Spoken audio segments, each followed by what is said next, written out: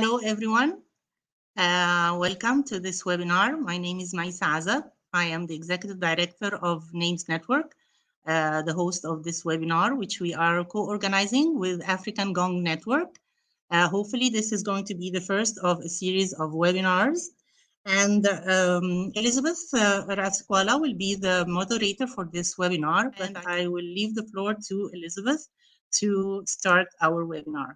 Thank you so much, Maisa. I really want to welcome everyone to what Maisa has described is the first co-organized webinar between NAMES and African GONG network, the Pan-African Network for the Popularization of Science and Technology and Science Communication. And I'm absolutely delighted to share with you the important context and background to this webinar. Yes, so the background to this joint session is it's the context of the groundbreaking book, Race and Sociocultural Inclusion in Science Communication, Innovation, Decolonization, and Transformation, which for the first time in science communication really foregrounds the voices, the perspectives, and the lived experiences of science communicators from the global south equally with those from the global north. This is a real paradigm shift and a groundbreaking scenario that we're in. And that was why we thought that it was important not just to share the learnings from this book with our colleagues in the Global North Science Communication Networks, but to also ensure that we engaged with science communication networks in the Global South to provide that leadership and that enrollment in terms of the key messages and learnings from this unique book. And in the context of today being the International Day of Scientific Culture, we felt that a webinar such as this that is looking at one of the key challenging areas that came out of the discourses in the book, the issues of policy making spaces, the gaps, the omissions, the lack of mainstreaming. So I'm really delighted that we have across our speakers a good representation from three global South Science Communication Networks, Red Pop, the Latin American and the Caribbean Science Communication Network, NAMES, African GONG, and so on. So that really sets the scene for what it is we are trying to achieve today. And what we are trying to achieve today is to get a sense of the current situation, the opportunities, the strengths, and the way forward in terms of two critical aspects of the science, communication, and policymaking pillar, which is, first of all, how do we mainstream and sustain science, scientific knowledge at the heart of general, everyday government policy making? Because we know that scientific knowledge is critical to societal advancement across the board. So that's the first pillar. Secondly, how do we strengthen the science communication policy space, mainstreaming that within the science policy space, as well as importantly, mainstreaming inclusion issues within the science communication place? Because we have found from the research and the analysis in this book that this is a major gap in the global North and South science policy space. Inclusion issues are invariably brought up upon as an afterthought or a nice to have. We are still not at that place where we go beyond the rhetoric of diversity, equity, and inclusion to talk about inclusion issues, mainstreaming. So this webinar is an opportunity for us to find mutual understandings, learnings, and shared perspectives across these different regions of the world, including, I'm sure, input from participants in the audience who might be coming from the global north regions. And I think in that regard, it's a very unique opportunity to have the leadership of Global South networks in terms of getting these discussions going and in terms of ensuring that we have a globally inclusive discussion framework as to how we can move forward so that science communication policy is mainstreamed across both the global north and south, and inclusion, sociocultural inclusion, race, gender, diversity inclusion become critically engendered into the science communication space.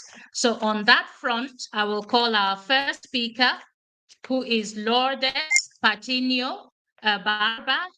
She's the Executive Director of the Network for the Popularization of Science and Technology in the Caribbean, REDPOP. And the title of her presentation is Scientific Culture and Citizens. Over to you, Lourdes. Muchas gracias. Thank you very much. Well, good afternoon. I thanks Names and African GONG, and in particular, Maisa Azab, for inviting me to participate in this webinar. It's a pleasure for me to share with you some ideas on the importance of the scientific culture in contemporary societies and in people's life. Fostering people's scientific culture contributes to build a citizenship. A scientifically educated citizenry is better prepared to participate in political and social decision making on crucial issues involving both natural and social science. Topics such as public health, climate change, energy production, and discrimination, among many others. There is not a single agreed definition of scientific culture in the scientific and science communication community. This has been evident at global conferences and in the literature. More than 320 institutions from 50 countries in all continents had participated in the celebration of the International Day of Scientific Culture. This diversity has shown the richness of ideas about what we mean by scientific culture. It's generally accepted that scientific culture includes a certain set of basic knowledge from different disciplines, but is not only that. Beyond definitions, several explanatory models of the concept of scientific culture has been developed. Some of them focus on the macro level, on society and its institutions. Others focus on analyzing the relationship and engagement of people with the science. A model developed by Padilla and Patiño to characterize people's scientific culture integrates scientific literacy, appropriation of science and technology, and people's perception of science. It's also considered the intersection between these components. These components has been used in two research projects on scientific culture in Mexico. The model highlights that in addition to a certain amount of basic knowledge, such as acquired in basic education, people's scientific literacy also implies at the least a general understanding of the method of science and its social role and scope. It also involves people's attitudes and perception of science and technology, as well as the image people have of scientists and technologists. At the highest level of the citizen-science relationships, scientific culture involves the personal appropriation of scientific knowledge to use it in everyday life, to understand the world and to make decisions in several issues. A number of factors can be distinguished in this model, which for reason of time I will not into here. In the relation of the components of scientific culture, it all starts with the perception of science. Our perception influences our attitudes toward science as well as our willingness to acquire scientific knowledge and the interpretation we give the functionality of the natural and social world. In turn, knowledge will influence attitude, and as an effect, both will be implicated in everyday behavioral habits. The scientific culture of each person is formed in a certain ecosystem. This ecosystem, there are several agents that influence the perceptions, knowledge, attitudes, and behavior of each person, and that contribute to fostering or weakness this scientific culture. These agents and factors include science museums, the knowledge generated by research centers, and university outreach. But also, and very importantly, in my experience, the family, teachers, and the mass media, and even films, social network, cartoons, and popular literature. All of these factors together shape the prevailing ideas, the perception, and the scientific culture of the people. Bearing in mind the importance of knowing the scientific culture in our audiences, in order to be able to popularize science in relevant way and accordance with their needs, in Mexico we carry out our research that contrasted the vision of actors of science and technology system with that of Mexican citizens, who lies in 6 cities in different regions of the country. The findings were diverse and all relevant, but one of them was the expression of ambivalence and even polarization of the citizenry towards science. With variation related to respondents' occupation or schooling, we find a bipolar view of science with positive association broadly balanced by negative association. Science represents health and progress, but at the same time, inequity and dehumanization. We were surprised to find that about 20% of the respondents were not interested in science and technology at all, and that 40% of them say they did not need science to live better. We found a disinterested and even negative attitude towards science in a significant proportion of citizens. We also detected a lack of knowledge of what science is or is not when asked what they need to know to live better. They mentioned many topics in which science is involved or has much to contribute. This finally is a good news. In this context of bipolar interest and appreciation, as well as general ignorance of the role of science in society and in the everyday life of citizens, what can we do? I'm convinced that we must expand our public science communication action to work on citizen perception of science, its role, and its impact. We must have the good image of science, but in a realistic way, leaving aside messianic view about it. We must also influence the development of better attitude. For this, it's essential to know the opinions of our audiences in order to carry out action focuses in the interested needs and particular context of the different audiences segments.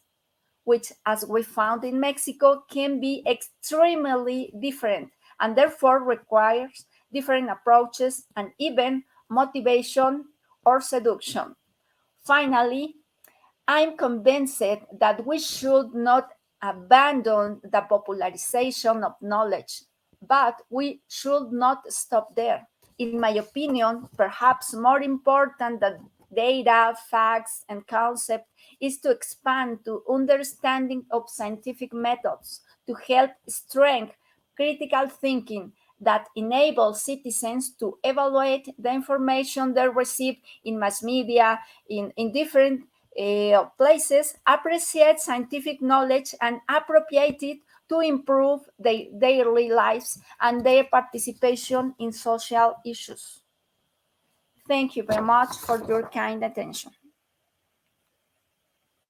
Thank you very, very much, Lourdes Patiño Barba, for such an exciting, well elucidated exposition of the interaction of scientific culture, citizenry, and the imperatives of why that needs to be within the policy space.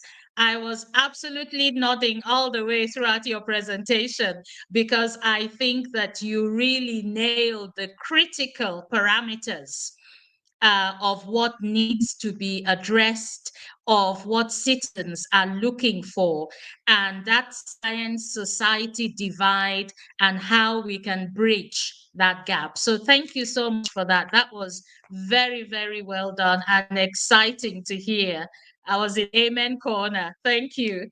Our next speaker will be Dr. Akanimo Odon, who is the head of Africa Strategic Partnerships at Lancaster University in the UK. And his presentation is titled Advancing the Tripartite Industry, Government, Academia Policymaking Framework for Decolonized Science Communication in Africa. And I am so delighted to also acknowledge that Akanimo is one of the contributing authors to this seminal book that I introduced earlier on, Race and Sociocultural Inclusion in Science Communication. And he produced a very well thought through, challenging chapter about the umbilical cord that links the drive for decolonized scientific research, policy making, and its communication in Africa. And his premise is that basically, unless we do those three things together, we are going to struggle to take forward sustainable development on the African continent. And he comes with a wealth of experience across that tripartite of industry, government, and academia. So thank you so much, Akanimo, for being with us. And over to you. Thank you. Thank you very much, Elizabeth. It's an absolute pleasure to be here. So I'll be speaking about advancing the tripartite industry, government, and academia policymaking framework. That's for decolonizing science communication in Africa. Maybe I'll start with setting a premise. So we live in an era where the identification of long-term solutions within the sustainable development framework is absolutely crucial. And I think for me as well, the role of science, technology, and innovation organizations that are focused on development is absolutely non-negotiable. In Africa, as a matter of fact, we have to develop homegrown policies and initiatives that actually allows Africans and folks in the global south to provide their own solutions to their own particular needs and challenges. I'm sure you know, Africa is bedeviled with multiple challenges across different sectors. In the energy sector, for example, 600 million young Africans or Africans don't have access to electricity. In the water sector, the same thing persists. In education, in waste management, I can go on and on. These issues and problems are fundamental and they're continuous. In sustainable development arenas like in the food security sector, gender equality, education management, and many other aspects, these problems abound on the continent. And the trouble is, many African universities who undertake research and teaching are supposed to be able, or rather, are the fulcrum of providing solutions to African challenges, but instead, their essence of performance is driven by the need or the arena of increasing just publication of papers and research as a means of communication, but there's very minimal impact on the problems the continent faces. There seems to be that in very formal research settings, as there is in many African countries, there's an overwhelming push for publication of research. You hear of terms like publish or perish. Now, the question is this: if you publish, can you also impact, especially when there's problems all around? There's a massive role universities can play. Now, the triple helix, there is no arguing that there's a gap exists between academic research, industry, and government in many African countries. And this provides a reason for there to be intentional and strategic interventions to bridge this gap. There's an urgent need to design very innovative and, in this case, decolonize policy tools, knowledge transfer mechanisms, or pathways to impact to bridge the gap between academia, industry, and government. Because everyone knows that actually for sustainable development and for the economy to function appropriately, these three dimensions within the triple helix must work together. But the issue is this: as I travel around engaging with many partners in these different sectors, I discovered that it seems as if academic research or academia would say, well, we have knowledge, come to us. And government would say, well, we have power, come to us. And industry will say, well, we have money, come to us. I think I was in the forum one day, and at the end of saying this, a young lady said, well, Doc, how about civil societies and communities? And I was like, well, what do they have? And she said, well, they have rights. So throw it in the mix. So even if you catapult it towards a quadruple helix model, the issue still remains. There's a big gap between academia, industry, and government where they are operating in silos and in bubbles, and nobody seems to be speaking with each other. It therefore affects the effective communication of whatever they do, because obviously they also have their own languages. So it means that actually in the original default set position, where they are operating in their own world and not communicating with each other, there is also a problem of communicating what they are discovering. Their science communication also is affected extensively. And this seems to be a big issue, especially in logical or strategic frameworks or traditional patterns where you have established systems. But I discovered that actually, if you now nosedive further in non-traditional frameworks, for example, say where there's no popular institutional structures, there seems to be a breakdown of these gaps. Things seems to work a bit seamlessly. I'll give an example. In traditional medicine sector in Africa, traditional medicine has been used by health and well-being of Africans for so many generations. But guess what? If you narrow it down very carefully, it is because in one form or the other, the folks have been working together and have put together a series of different, if you like, solutions to their problems, which seems to be devoid or absent in more structured frameworks. It means, therefore, that actually, for us to actually move forward, the intentional breaking of those gaps for communication to happen across different levels within the triple helix model has to be so clear and specific for it to happen. So I'll give an example. I call this the high gate phenomenon. If you travel across different African universities, I notice that there seems to be the prevalence of very high gates. I mean, actual physical gates where people get into and out of the university. I even know of cases where before even a major structure is put in place in the university, a gate is already established. It seems there's almost like a philosophical bridging that actually, because we have knowledge and are not confident of working with other parties, we kind of put ourselves in this bubble. Now, over the last 25 years, things have become a bit more systematic, especially in the traditional medicine sectors. So, for example, in at least 25 African countries, they now practice traditional medicine courses as an addendum to traditional pharmacy and medical student courses. In at least 17 countries, there's now the integration of traditional medicine and contemporary health provision, even to the point where there is even the provision of referral pathways between those two paradigms. In 3 countries, for example, in Mali, in Ghana, and also in South Africa, they've even gone ahead to even establish partial health insurance coverage for traditional medicine products and services. But guess what? For all of this to have happened, it has been driven by a systematic ownership and responsibility taken over by national government without a dependence on external parties, in this case, the global north. Because ultimately, if Africans don't provide their own solutions to their own problems, who will? The trouble is when you open a basis for if you like for colonized mentalities or colonized dimensions towards providing solutions, you now actually are responsible and open yourself up for influences that you don't actually require. Because ultimately, if these are your problems and your people are able to put the solutions to your problems, you claim ownership and you can control the narrative, which I think is very, very vital in the communication of science within a decolonized framework. Now, I want to speak very briefly about sustainable equity partnerships.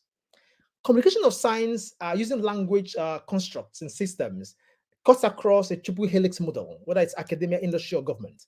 And it becomes fundamental in transformational and decolonized research landscapes. And over the years, this gap between academia, industry, and government has widened because, in some sense, the academics or researchers almost exist in a highbrow elitist status that, oh, well, we have arrived, and they assume almost a devoid connection with the local communities they are actually supposed to be serving. What is the purpose of your work if the people who need the work don't even understand the interpretation of the work? A simple example: in what methods do science experts or academics communicate their research? In some cases, mostly it's around publication of papers. Then the question is, who reads published papers? Is academics like themselves? What happens to the community rural farmer? What happens to the industry practitioner if they want to get access to the content or the knowledge developed within their research? How do they have access to it? There has to be a breaking down of these dimensions of communicating research so that actually the triple helix benefits from what is happening across board. Currently, the Commission of Research or Science therefore has been restricted to fellow academic researchers who understand those jargons in that sense. But how might you be able to break this down within a decolonized framework to make it easy? Because then it makes policy advocacy much, much easier because of the engagement created. I remember I was in a room not long ago and I was talking to a large room of professors in different universities. And I said, imagine if a new policy framework came forward and the policy framework said, for every published paper by an academic in a university, you need to write a 2-page policy brief for the government folks. Write a 1-page blog on LinkedIn, especially as we live in a virtual era. Make that communication easier for other folks to engage because therein lies the power for development and sustainable development that we are speaking about over the years. So now, partnerships are crucial because you can't operate in bubble, you must work together. In some cases, if you ask academics or folks in industry or government, do you want to work together? Of course they do. The trouble most of the time is they don't actually know how to work together because they've been operating in bubbles for quite a long time. And so understanding policy frameworks that make it easy for folks to work together becomes very exciting. So for example, in the UK, in the Department of Environment in Lancaster University, where I'm based, there's a model called co-location. What does it mean? It means that there are about 25 environmental SME companies resident in the Department of Environment. These are companies. And the reason is because there's the belief that there is no way the CEO of a company or as a professor would enter the same lift all the time. That at some point they won't turn to each other and say, well, what do you do and how can we work together? It means therefore that by geographically placing them in a similar position or location, you almost force a conversation. Are there policy frameworks that can make this easy for the triple helix to function together? Because them being separate from each other is affecting translation of science communication and ultimately the impact on solving problems and challenges which the continent faces. For sustainable development to actually become clear and evident, there has to be the breaking down of those gaps through sustainable international collaborations. But this has to be done from a point of decolonization within a lens that makes it visible and workable for folks to follow. Partners in the global south, in many cases, set the premise for challenges, as you would see even with the funding landscape. Did you know that, for example, in the last, I don't know, the last 20 years, more than half of the investment and funding into higher education research, for example, in Africa, has been from international donor funds, which in itself places African institutions at a disadvantage when it comes to negotiating their local content or local context in their research. And so you can't decolonize science communication if the premise of the funding itself was being driven by global north. There has to be a systematic way of equity within the disbursement or allocation of funds, where even funding bodies make it mandatory that whatever is being applied for has to be done with a clear understanding of the need for communication and also for partnerships. I think I just want to end with this. Does science have a unique language? It's a big question. Does science have a basis of interactivity? Is there a framework for transdisciplinarity? Should we work in bubbles altogether? There's a problem of a single story described by an African writer, Chimamanda Ngozi, which she says that, well, guess what? Most of the time, it's not always as if the colonized insects is not true.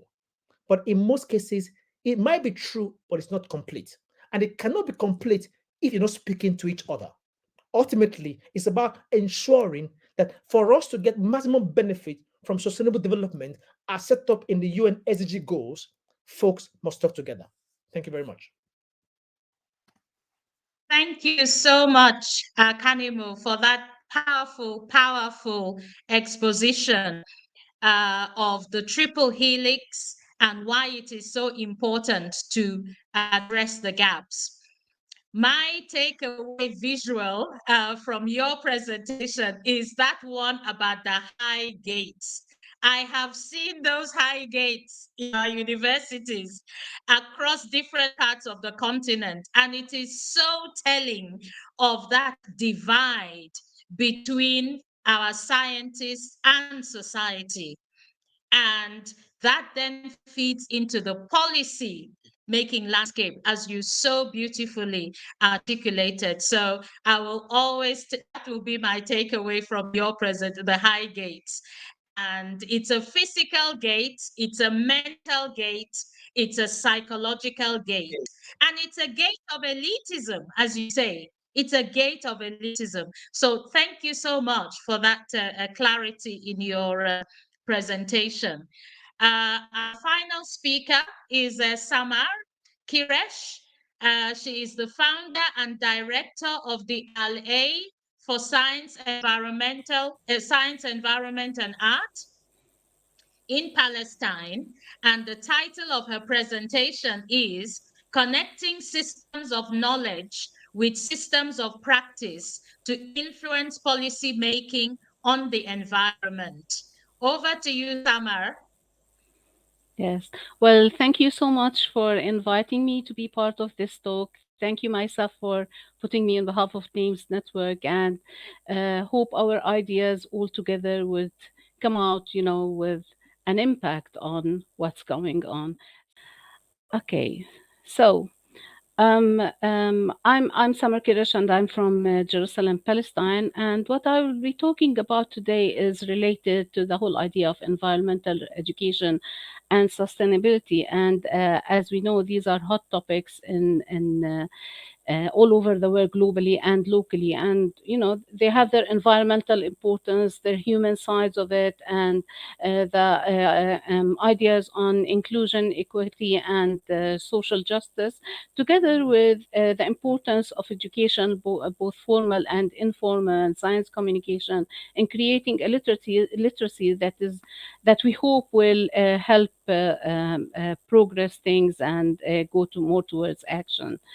How is science communicated in general? Well, still it is presented as complex concepts that are not quite relevant to the learners or to the public or community, and they are promoted as broad titles without reference to the content or relevance to the context. And still, politics and power of industry, of commerce, of finance, and is actually having its implications on dissemination and transparency of knowledge.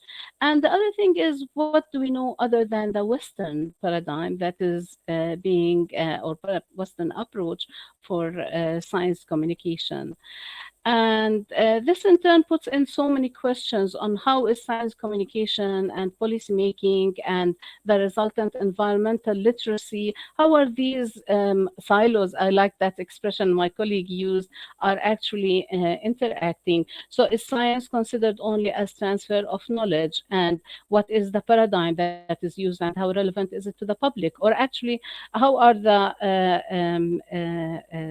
how is science being transferred? Is it just knowledge, or is it actions? How can we do that transfer from being only knowledge into actual actions, attitudes, and behaviors? And at the same time, policymakers have their own challenges also in communicating their policies. Are they actually considering the learners and the community and the public as active actors, or just they should be objects of obedience? And at the same time, how is that public responding, and how can we transfer policies and into actual actions and attitudes? With all these questions in mind, we would find that there is the science communicators, there are the policymakers, and there's the public, and all three stakeholders in their silos, I would say again, that need to interact actually to shape an environmental literacy that we hope would actually go into action at individual and at community base.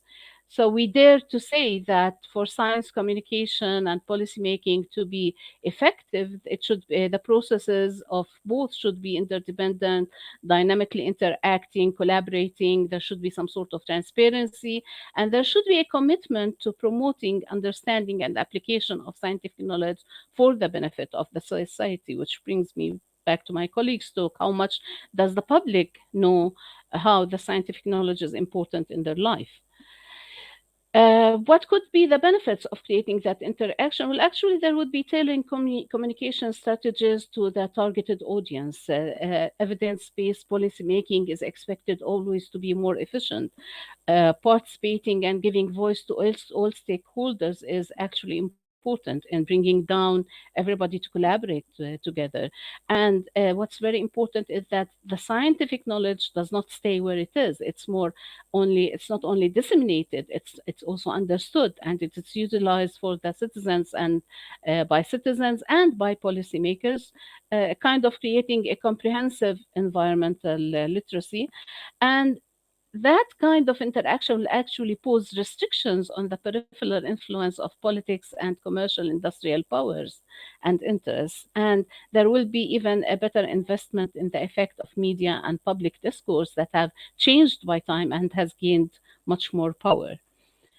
So, what are the system of practices and what are the examples that support such interactions would be the ones that actually can join the fields that we mentioned, or the stakeholders, or the silos that were mentioned in the diagram, the public, science communicators, and policymakers. And they are the ones that are able to create their own policies based on scientific evidence, but can also base their work on practice. So they have practices and policies that are inspired and give working evidence of both the value of scientific and communication and their local or internally informed policymaking processes for policymakers. um, what defines these practices? So there's always an investment in science communication opportunities that empower the public. They're always offering in scientific research knowledge that is relevant and meaningful to the public. There's utilization of scientific knowledge also for the benefit and problem solving of the public. And there's an integration of environmental education that is meaningful. Also, there is the promotion of emerging technology and innovation, but at the same time, there is an investment in a growing interest and belief in reviving indigenous, context specific, effective environmental practices. So, there are different considerations both at academic and indigenous level. So, why is inspiration from systems of practice important in the case of Palestine? Well, there are many challenges for policymaking and enforcement of policies for environment and sustainability under occupation, generally because of the abnormal geopolitical context and the control of occupation on resources and restriction on managing and controlling these resources, and also on managing and controlling waste disposal, for example, and restrictions on implementing even policies that are being taken by the Palestinian Ministry of Environment due to considerations of the territorial distribution and control. So, what actually is happening is that the cultural institution became the popular hub for promoting good policies as active systems of practice. So, what do they do in the absence of long-term strategies or ability to apply policies? These small initiatives, they create their policies and they are context specific, which makes these policies actually popular through practice, advocacy, and media.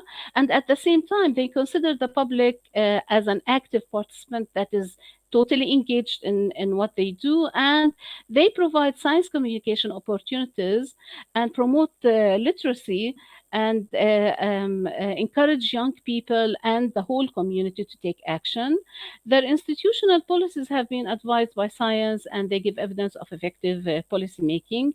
And the thing is that the amalgamation of science and art is creating a good informal educational medium for that kind of work. Um, some of the examples are the Palestinian Institution for Biodiversity and Sustainability and the Palestinian Museum of Natural History. They do research, environmental education, and they share their results and they collaborate with policymakers. Like this cultural center, they have an eco-agricultural program, educational program for children, farmer markets and fair trades, workshop with environmental experts. The Palm Museum is a very important place because it offers a garden that has the botanical, shows the botanical importance of the Palestinian and the Palestinian history of flora and fauna. And they themselves, as a whole institution, they demonstrate the environmental principles. A Musliman Farm is an opportunity where young people have taken action and they have initiated their own project and they offer multiple methods of organic farming, community supported agriculture, a model of popular education. And there's Al Haliyah, where we work, where we believe that environmental education and sustainability are a need to sustain education and provide inclusion and equity opportunities for education in Palestine. And we provide science exhibits designed from cardboard and recycled material, science communication opportunities, explorations in farming, and art and craft practices that are based in material science and craft culture. So these institutions and all what they do, they have a clear mission and vision and comply with laws. They manage their resources. They follow restrictions for reducing pollution, and they set policies and examples for other institutions. And they provide training and they encourage collaboration with the community. However, this is not enough because they remain civil society organizations and are small scale and scattered. They need to work together and they need to channel everything, and policies should be built upon their experience. The policymakers are not forcing their needs internationally, and so what's taking over is the politics over the environmental concern. And the current situation is more on and that comes in with research that is about stating facts, but there's no power for change. And the science communication and environmental education are so general and mainstream, unstructured. They talk about global issues, but the relevant important issues are not being considered, and the research about them is actually just put in reports and directed towards political audience and is not supported by action. And the political priorities for all policymakers are actually prioritized over the environment considerations. So what we hope as is that the priorities would change, and the collaboration between the different small scale initiatives would kind of have an opportunity to expand. So thank you. Thank you so much, Samar, for that very interesting and insightful presentation on a very unique context within the Palestinian scenario, which I think is very interesting in terms of you're bringing in that mix of the political dynamics within. It's almost as if you're adding another uh, uh, um, another apartheid to the tripartite helix that we had from Akanimo. So you're now adding the politics to the industry, to the academia and government. So it's a fascinating presentation that you have given us, because you're showing us another layer of complexity, and in a sense, what that actually means in the context of civil society organizations, then being, for want of a better word, the only honest brokers on the ground, if you see what I mean. And you're having to do the heavy lifting. Meanwhile, it's the politics, it's the kind of the big noise that's all around you, and yet you don't actually see that on ground. So it's a very, very interesting set of convolutions and contradictions that you have put forward. And it certainly gives us all food for thought. So thank you so much for that. So for my part, I think just pulling together these three presentations from our speakers, I see a number of synergies in terms of paradigms of rhetoric. I love the way it's described in one of the chapters in the book, rhetoric versus reality. This is the chapter on trying to find a homegrown indigenous framework for science communication in Nigeria. And the writers actually talk about, we have plenty of rhetoric from government, from the policymakers, but the reality is different. There are also issues about resource challenges and implementation. Even where we find we have excellent policies, but we find that they're sitting on shelves, they're gathering dust. Where is the imperative to implement? And in those scenarios, you find again the civil society having to do the heavy lifting. Meanwhile, in some cases, the policies are there, but who's driving the implementation? So, and then you have to then find a way within all that to be able to move forward in terms of issues of inclusion, both in the global north and south. And I think, in fairness, we know that the policy space, certainly for science and science communication in the global north, is much more robust, is much more resourced, but it still lacks addressing issues of inclusion. In the global south, we suffer on both fronts. The policy space is not so robust, it's not so well resourced, and we're still dealing with challenges of inclusion, as symbolized so powerfully by Akanimo's analogy of the high gates, the high walls. So thank you to all our speakers for that very interesting, wide-ranging geographical journey. I feel as if I've been on a plane to Mexico, to Latin America, to Palestine, and across the African landscape. So we now have the time and the space for Q&A. Maita, do we have any questions from our audience, please? If we don't, I've got some interesting questions for our speakers that we can take forward. Okay, all right.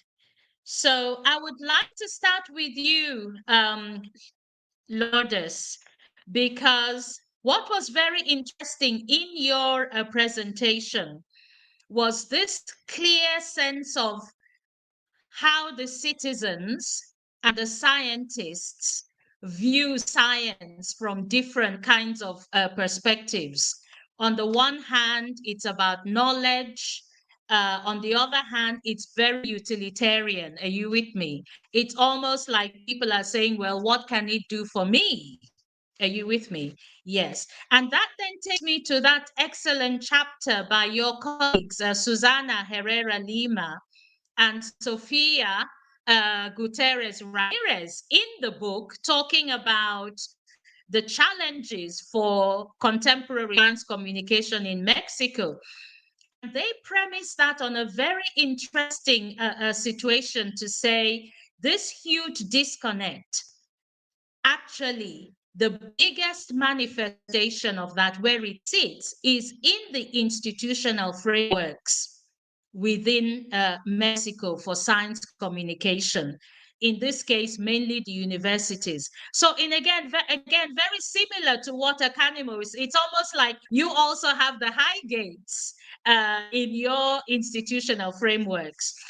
And they were proposing that a solution to that is to actually have the policy making drive restructure science communication in Mexico from that of brokering knowledge, communicating scientific knowledge, to actually getting engaged with citizens to solve problems, societal problems, and actually doing that together with the citizens as a way of bridging that divide.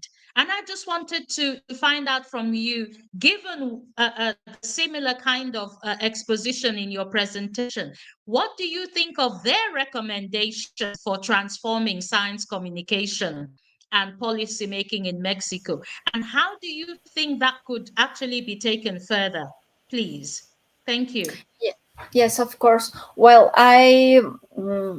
the scientific culture in the society uh, touch every people, no, include the politician, include the people who design the politic. And mm, I think we need to work in all people, because any of us can be stay in a politic making. For example, now in Mexico, the people who stay in science and technology organism, in federal organism, think is bad that some kind of research, for example in genetic and another, and we stop the develop of many topics in science for that. uh, I return with the perception, no, when the people who have a bad perception of science, of this is dangerous, or including it's a ambivalent or contrario, in faith with Controversial. science and Mhm, mhm, identity, for example, for indigenous ideas and another. Now we are very polarization, mm, polarization, yes, because think is a fate to conserve our identity for indigenous, for mhm. example, with a develop of science. And then I think we must to work in scientific culture for all the people, because sometimes these people it's a politician and take Mhm. bad decisions, no, for example in energy. I think I return that we need to a specific action for the politicians and policymaker. But I think we need to work in all the society, in all the people. Thank you so much for that, Lourdes. Yes. So, Akanimo, one of the things that we have been advocating for a long time in African GONG is this scientific literacy two-way communication approach, which puts the emphasis as much on scientists and science communicators as it does on the public. The problem, though, is that this radical or seemingly radical approach struggles to gain traction with our African policymakers. And you still have the policy making space that is still about scientists must communicate to the public. It's still that sort of one way. How do you think we can, as scientists, science communicators, how can we better engage with policymakers to actually engender that paradigm shift in them?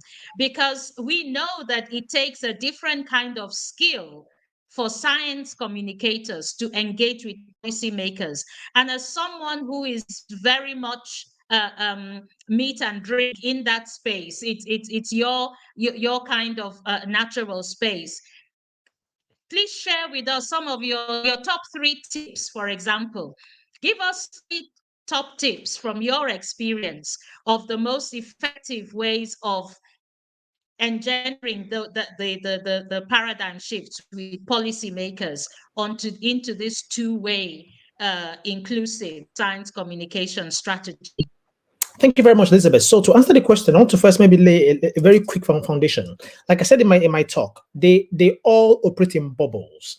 So policy and government says, well, we have power. Academia says we have knowledge, and industry says we have money. Now it's not as if they are not comfortable. If you narrow it down, from my experience engaging with them, I discovered that the reason why they say they have power is because they feel uncomfortable and almost inferior in the knowledge space unless they're engaged. And how do I mean? If you ask the average professor, top professors, and I say, at what point did you feel at the height of your career as a professor in a university? They tell me it's when I was appointed a consultant to government or a consultant to a company. When you ask an academic or a CEO of a company, at what point did you feel you've arrived in your career? They tell me, well, it's when they were given a honorary doctorate degree. So what does that mean inherently? It means that even though they operate in their own bubbles, they are looking for some sense of Yes. invitation into other person's Yes. bubble, which they don't want to take advantage of. So, as an academic or scientist, what do you do? Simple, very simple things. When last did you know of an academic before developing a proposal for research, first went to ask for a meeting with a government agency? Not after, before. That guess what? I'm about to put together a proposal for my research proposal. Can you kind of maybe discuss with me how might this research influence policy or help you in your policy dimensions? Mm. But you do it before you begin the research, not after, and give a Yes. sense of responsibility and co-ownership, which is what co-delivery, co-design, and co-development in the process. That's one. When last did you see a scientist within their module teaching students in classrooms in university invited a government officer or a government agency person to come give a guest lecture about the policy dimension of their work? Because remember, if you're a Mm. professor of environmental management, there's also the Ministry of Mm. Environmental Management. So they understand the policy element, you Mm. understand the research Mm. element. Invite him as a guest Mm. lecturer to come give a talk. Offer him an adjunct lecturer position if you have to. Mm. Each time I Mm. speak to government folks, I ask them, well, what frustrates you about academics? They tell me they only come to us when they need money. But guess what? There are many academics. There are many academics who apply for research grants all the It's time. true. Imagine if It's an true. academic at the point of putting together application for research grants goes Mm. to the government agency Mm. and says, can you be a co-partner? Let's apply for these grants Mm. together. You flip the coin. Yes. You're no longer asking them for money. Mm. You're saying, come together, let's apply and win these grants. While I handle the research element, you handle the government or policy framework. These are very three Yes. simple things that can change the dynamics quite quickly. Thank you so much, Academy. I had to smile all the way there because it really does resonate. And I think those 3 tips are really about science communicators having the humility and the foreplanning to be able to know that it's a two-way street in engaging with policymakers. And it's not just about going to them for funding, it's also about making them feel valued and actually bringing them into the value chain before and not after. So, thank you so much for that. And my last question goes to Samar. On the back of your excellent presentation, how do you think that your NGOs that are doing the heavy lifting, are you with me, in terms of the policy and bridging the divide between science communication and citizens in Palestine. I'm struggling to try and see, how do you think you can actually engage within that political space? Because it seems to me from your presentation that unless you are actually in there, as Akanimo is saying, you will struggle to get traction. How do you see yourselves getting into the political space without becoming political? If you know, if you can understand that contradiction in terms, yes. Thank you. Well, yes, well, yeah, thank you for your question. It's actually a question that does not only apply to science, it applies to everything in Palestine. How can you work with a depoliticizing, if that's a correct term, anything?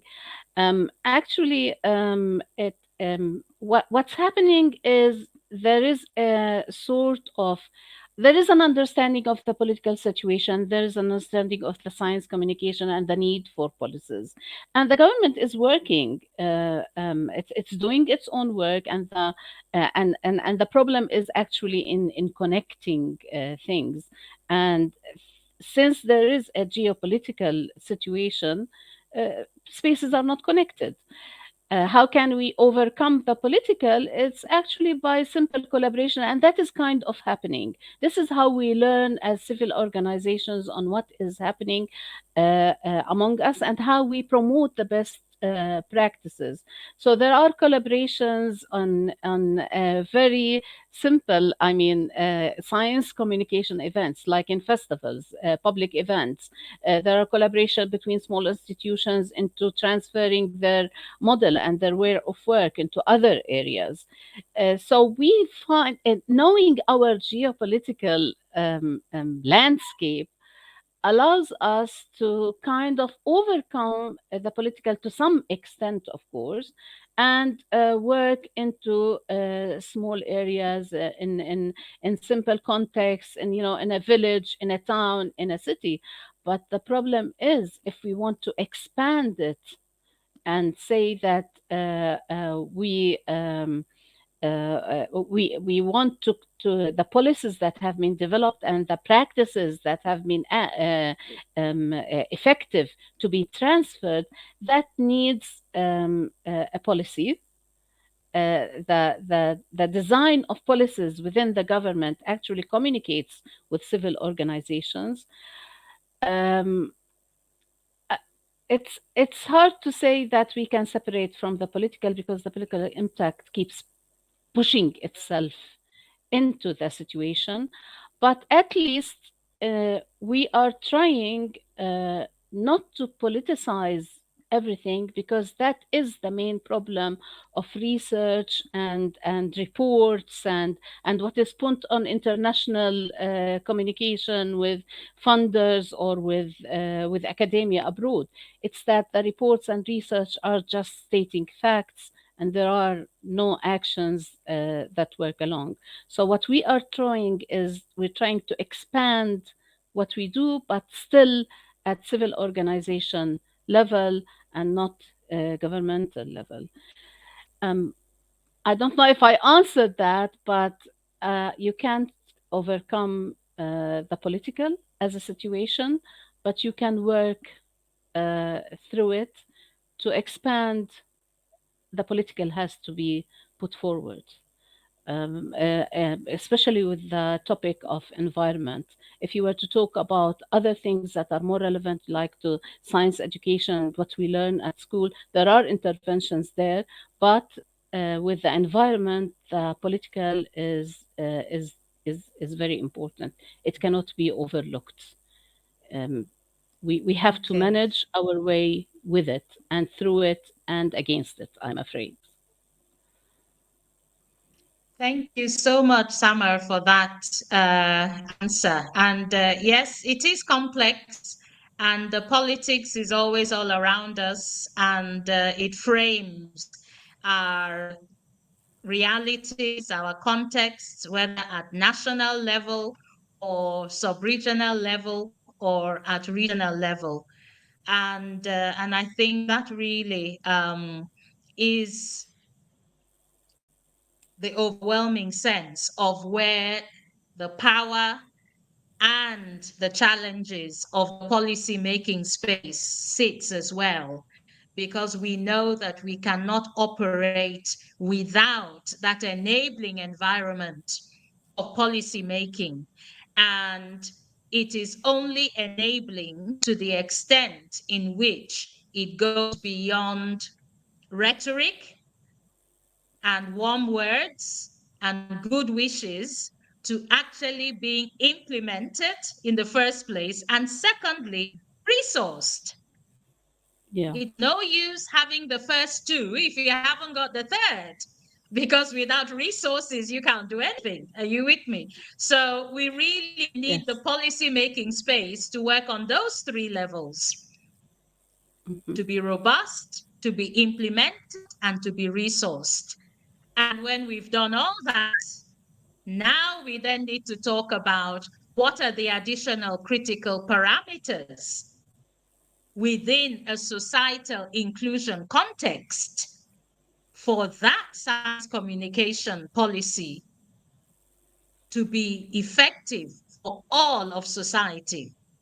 Now you then have to talk about gender, you have to talk about race, you have to talk about social cultural, you have to talk about indigenous knowledge. How do we elevate our indigenous knowledge from the margins due in the global south to the legacy of colonial rule that elevated everything Western and marginalized our indigenous knowledge in return. Um, So how do we elevate our indigenous knowledge? As Kanimo has shown, the transformations in terms of traditional medicine in the African continent, that whole paradigm shift and mainstreaming is a fantastic good news for us as Africans to tell in challenging the legacy of that colonial epistemic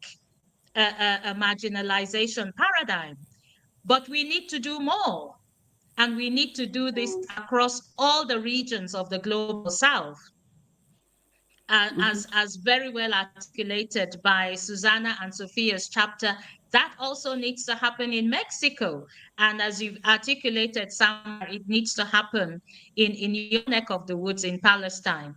So I really hope that what we have been able to capture across the global North and South in this seminal book, Race and Social Cultural Inclusion, innovation, decolonization, and transformation, really, as we've heard today, fully resonates with what you have all had to say from the global South vis-a-vis the global North perspective.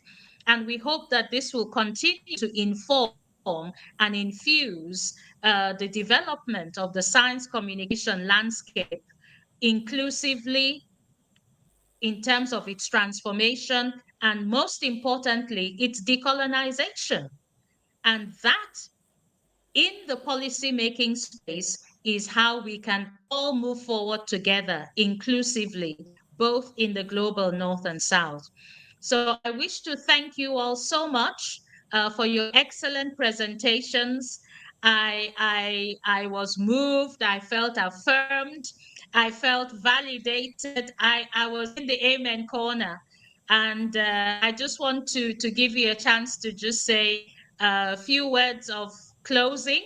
We have 5 minutes. So just a minute from each of you to close us up, and then I'll hand over to Maisa.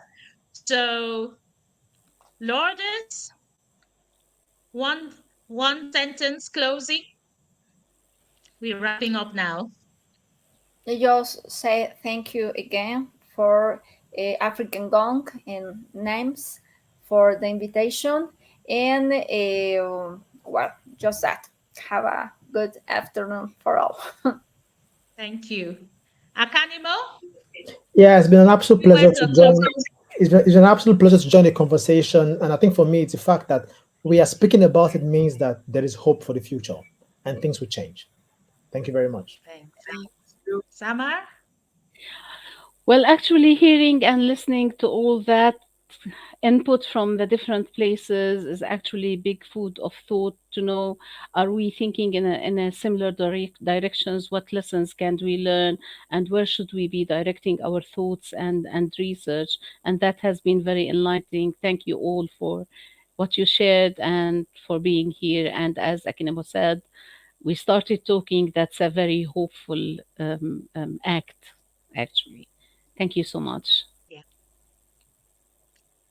Maisa, final words to you Yeah, and the hope. I want to thank everyone, especially Elizabeth, of course, for co-organizing this webinar. It's our pleasure, and we hope that it's only the beginning of a series of webinars where we share valuable thoughts as the ones shared today. And I thank, of course, Lourdes and Red Pop because they are organizing or leading the celebration of the International Day of Scientific Culture, and they have been doing a wonderful job. And thank you for joining us on this day very early for you. And thank you, Akanimu, for joining us. And we know that you were just coming back from a trip, so it was a challenge, but thank you so much for being with us. And of course, Summer, who is one of our greatest supporters and always appreciated. Thank you, everyone. Thank you. Thank you. And of Bye course, now. thank you to the audience, and thank you to the audience because we will share with them the recording in case they want to share it also. Absolutely. Thank you. Thank you and see you. Yes. Thank you. Bye. Bye. Thank you.